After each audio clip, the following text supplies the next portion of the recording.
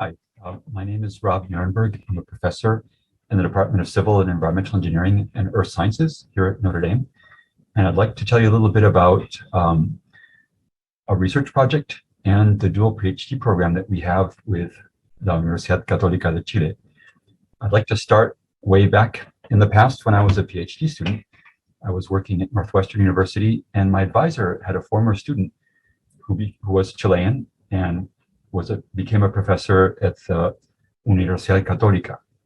And he had a lot of Chilean students in his research group, and one of my colleagues who started at the same time was a Chilean student.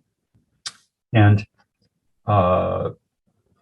we became good friends, and eventually when I graduated and came to Notre Dame as a professor, we reconnected. Also, during the time when I was a PhD student, my research topic was on a drinking water quality problem. So it turns out that in the US, we became aware of a special contaminant called perchlorate. And it turns out that that was found everywhere. It was found in many, many different water sources. And people became aware of this due to a new analytical technique that permitted its detection at low levels. And there was a lot of concern. So perchlorate was mostly used in military facilities. It's propellant used in missiles and explosives, but also has a number of industrial uses. And because it wasn't regulated, people would dispose of it in pits and it would leach into the ground. So my doctoral research project was on biological methods using bacteria to convert perchlorate into chloride. So fast forward, at Notre Dame, because I was interested in recruiting good graduate students, and I remembered my colleague from Northwestern, my Chilean colleague who was an excellent student, I asked if I could visit and see if I could convince anyone to come back and get their PhD with me here at Notre Dame. So I went to visit and, eventually successfully recruited a student and continued to have a relationship with my colleague and other people that I met in Chile. It turns out when we had a new dean here in our College of Engineering, Peter Kilpatrick, he was very interested in relationships with Latin America. And in a meeting with our department, I mentioned, oh, I know a lot of people in Chile at the Catholic University. He said, great, I'd love to meet people there. So we actually traveled there and I connected him with some people. And mostly due to his enthusiasm for developing programs and collaborations, and also the director for the dean of the graduate school, Greg Sterling, also was interested in dual PhDs. Between the two of them, they actually created a dual PhD program between Notre Dame and the Catholic University of Chile. So because we had entered that agreement and because of a number of other reasons, and because I had a sabbatical coming up, I actually took my sabbatical in Chile. And I lived there for a year with my family and worked at the Catholic University and met a lot more people there. And among others, I met Ignacio Vargas.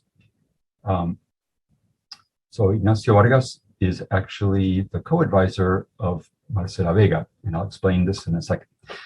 While I was there, I was very interested in the fact that Chile was a country that came out a lot during my doctoral research.